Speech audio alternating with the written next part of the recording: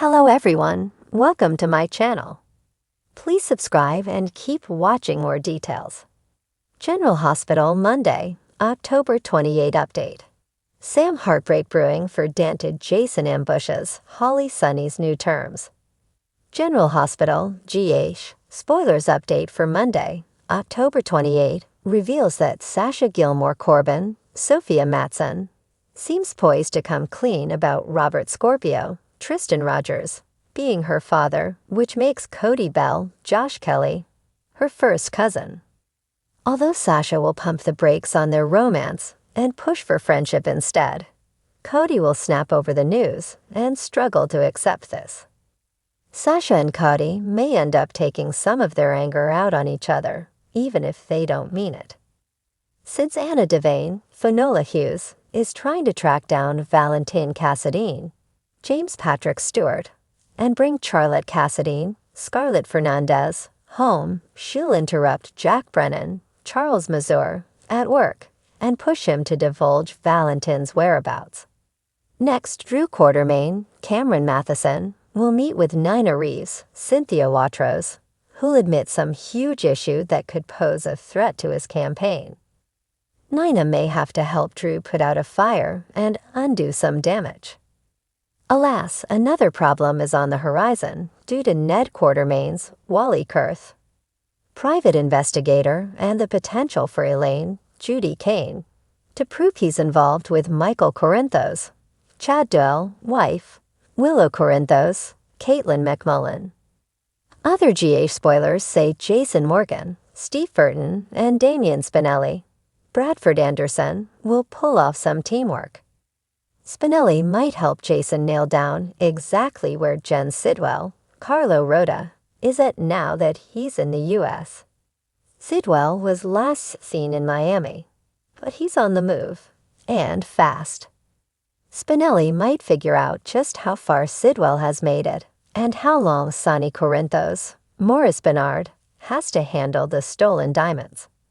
Regardless, Holly Sutton, Emma Sams, will show up to tell Sonny that they have a deal, but he'll warn that's not true just yet. Sonny will lead Holly into his office, where she'll be ambushed by Jason and wonder if she's interrupting a business meeting. Jason will insist they're all there to discuss the same thing, Sidwell's diamonds. Sonny may argue that Holly downplayed the danger and demand a larger cut if she expects him to help her. At GH, Laura Collins, Jenny Francis, will breathe a sigh of relief when Heather Weber, Allie Mills, admits she's leaving town. Curvis Ashford, Donald Turner, secretly convinced Stephen Weber, Scott Reeves, to take Heather to Sedona with him. But Heather just assumes this is about reconnecting with her son. Heather will hate the idea of leaving Ace Cassadine, Jay, and Joey Clay behind, but Laura may promise to send plenty of pics and even offer up some video chats. Whatever gets Heather as far away as possible should be okay in Laura's book. However, things could get tricky if Heather asks to hold Ace before she goes. Will Laura make up excuses to avoid handing Ace over, especially since it could tempt Heather to stay? Nearby, Dante Falconeri, Dominic Zamprogna, will get a distraction while he waits for updates on Sam McCall's Kelly Monaco surgery. We'll see Dante quiz Stephen about Heather and whether he actually thinks she'll make this Arizona move.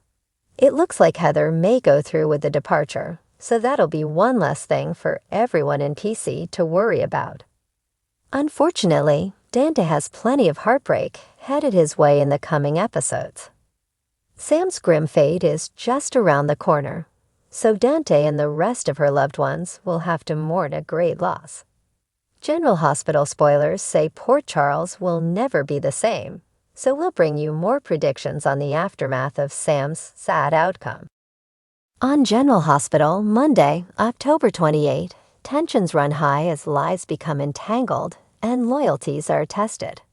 From unexpected confrontations to heartbreaking revelations, Port Charles is about to witness a day that could change everything.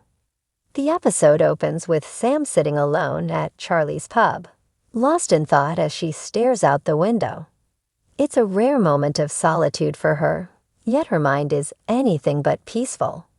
She thinks about Dante, the man who's stolen her heart again, but now doubts are beginning to gnaw at her. Could they truly move forward together, or was it doomed from the start? As she sips her coffee, her phone buzzes. It's a message from Dante, reminding her of their plans that evening. She smiles at the message, but it doesn't erase the lingering uncertainty. Across town, Dante has his own reservations.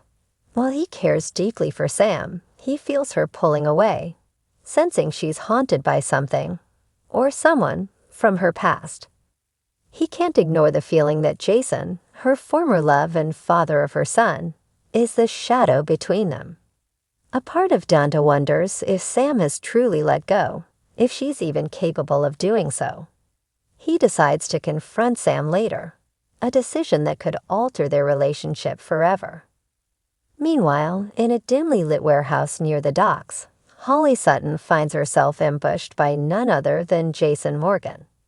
Holly, having returned to Port Charles on her own mission, hadn't expected to be on Jason's radar.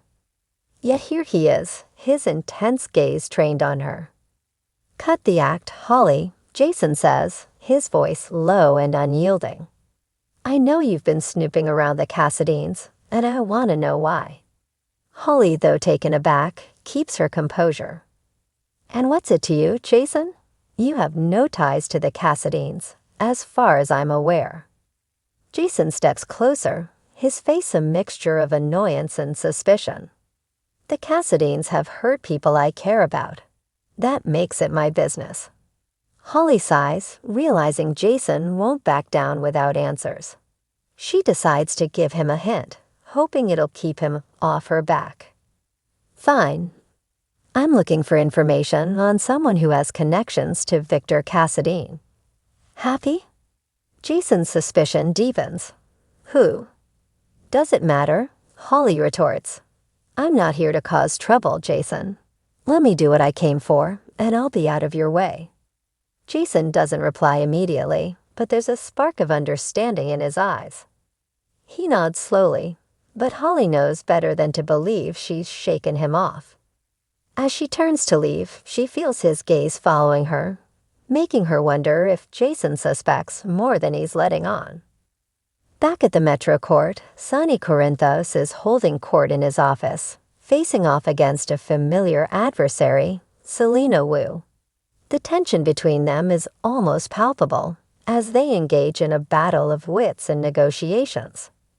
Recently, Selena has been pushing her boundaries in Port Charles, and Sonny's patience is wearing thin. "Selena, I've let you expand your operations in my territory, but I think it's time we revisit the terms," Sonny states, his tone calm but authoritative. Selena raises an eyebrow, feigning surprise. "Oh, I thought we had an understanding, Sonny." "We did," Sonny responds smoothly. "But things have changed. I have new conditions if you want to keep operating in my city. You keep your business clean, no involvement in anything that puts my family or my allies at risk. You step out of line, even once, and our deal's off."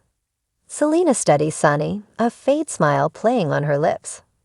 "You think you're the only one who can make demands, Sonny." Sonny leans back, his gaze unwavering. "I think I'm the one who decides if you stay or go. So yes, Selena, I'm making the demands." She's not used to having her authority questioned, but she knows better than to push Sonny too far. For now, she nods in reluctant agreement. The moment she leaves, Sonny picks up his phone, dialing a number with an urgency he can barely contain. Over at GH, Willow runs into Carly, and the two exchange the usual pleasantries, but there's an underlying tension between them. Carly has heard rumors about Willow's closeness to Drew, and though Willow dismisses them, Carly's not convinced. Their conversation is cut short when Carly receives a text from Sonny, requesting her presence. Without further explanation, Carly heads out, leaving Willow uneasy. Elsewhere, Dante finally meets up with Sam. The look on his face is one of apprehension, and Sam immediately senses it. She knows what's coming, and she braces herself. Sam, Dan begins carefully, I have to know, are you really ready to be with me? Or is part of you still hung up on Jason? Sam's heart sinks. She knew this question was coming, but facing it feels like a punch to the gut. Dante, Jason is part of my past, yes, but that's all he is. I want a future with you. Dante looks unconvinced. Wanting something and actually being ready for it are two different things, Sam.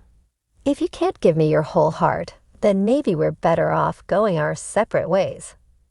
Sam's eyes fill with tears as she realizes Dante is serious. She doesn't want to lose him, but she also can't deny the unresolved feelings that linger for Jason. As Dante turns to leave, she feels her heart break, wondering if this is truly the end for them. Back at the warehouse, Jason watches Holly's car disappear into the night before turning his attention back to his own mission. He's been hearing whispers about a new threat to his family, and he has no intention of letting it slide. Little does he know, Holly's own motives are more tangled than he suspects, and her connection to Victor Cassadine is only the tip of the iceberg. As the night deepens, Sonny returns to the Metro Court and finds Carly waiting for him. She can tell something is weighing on him, but Sonny deflects her concern, instead focusing on his decision about Selena. He fills Carly in on his new terms, and she nods, trusting his judgment but feeling uneasy about the growing tensions in Port Charles. Across town, Dante sits alone, grappling with the painful realization that he may never truly have Sam's heart. He knows he deserves someone who loves him fully, yet letting go of Sam feels like surrendering a piece of his soul.